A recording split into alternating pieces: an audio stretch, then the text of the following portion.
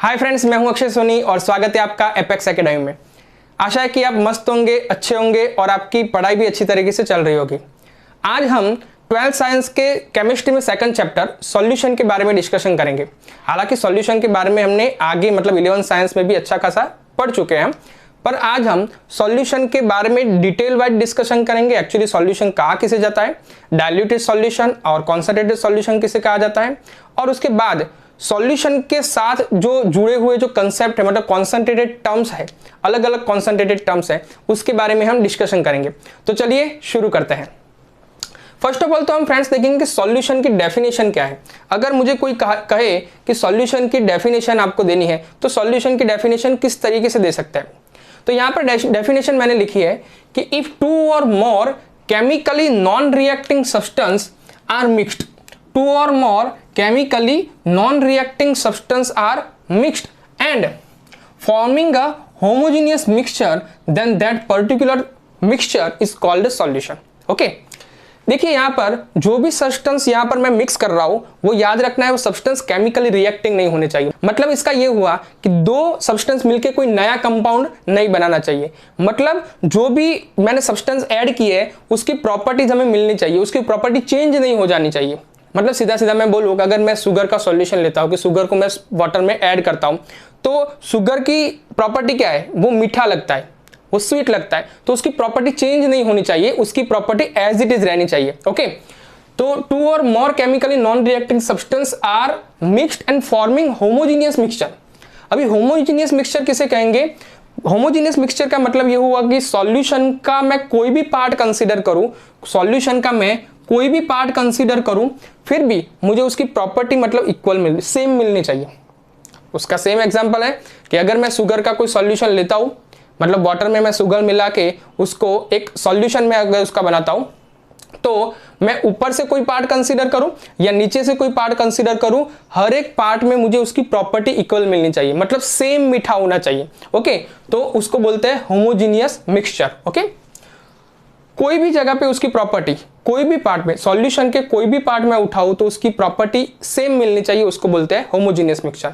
तो फिर से मैं रिपीट करता हूं, इफ टू और more chemically non reacting substance are mixed and forming homogeneous mixture, एक दूसरे के साथ घुल मिल जाएंगे, forming homogeneous mixture, then that mixture is called a solution. Clear है?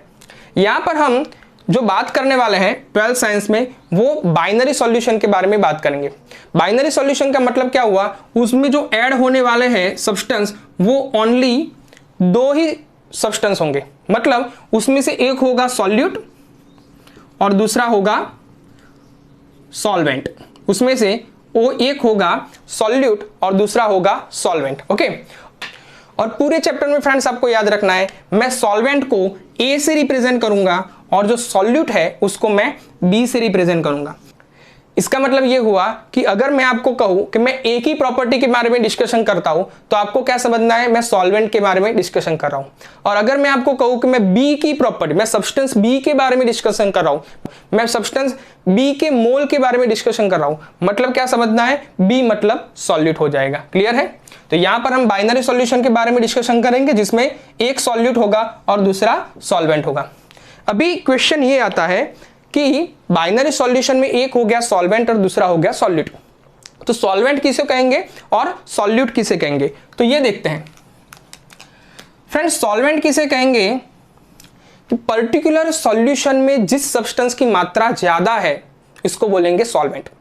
फिर से मैं रिपीट करता हूं, ऐसा कहा गया है कि हम ऐसे मान के चलते हैं कि पर्टिकुलर सॉल्यूशन में जिसकी मात्रा ज्यादा है, पर्टिकुलर सॉल्यूशन में जिसकी मात्रा ज्यादा है उसको हम क्या बोलते हैं, सॉल्वेंट।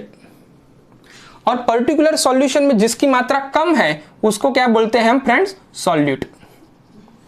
ओके, तो लार्ज अमाउंट ऑफ सब्सटेंस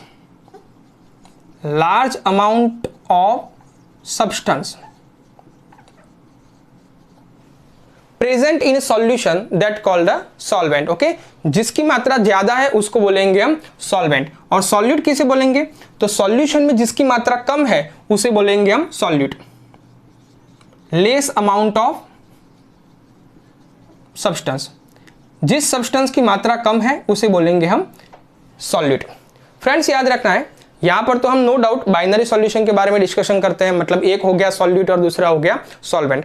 पर अगर हम एक से ज्यादा सब्सटेंस की अगर बात करते हैं तो याद रखना है सॉल्वेंट हमेशा एक रहेगा, सॉल्यूट एक से ज्यादा हो सकता है। सॉल्वेंट हमेशा एक रहेगा, सॉल्यूट एक से ज्यादा हो सकता है। ओके, एक एग्जांपल लेते हैं। मानो कि मैंने बोल दिया कि 10 gram of methanol in 100 gram water.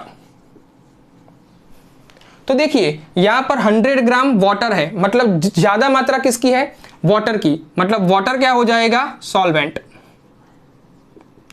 कम मात्रा किसकी है? मिथेनॉल की, 10 ग्राम, मतलब मिथेनॉल क्या हो जाएगा? सॉल्यूट। क्लियर है?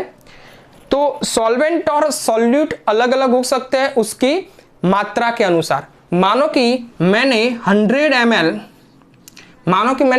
ml मिथेनॉल ले लिया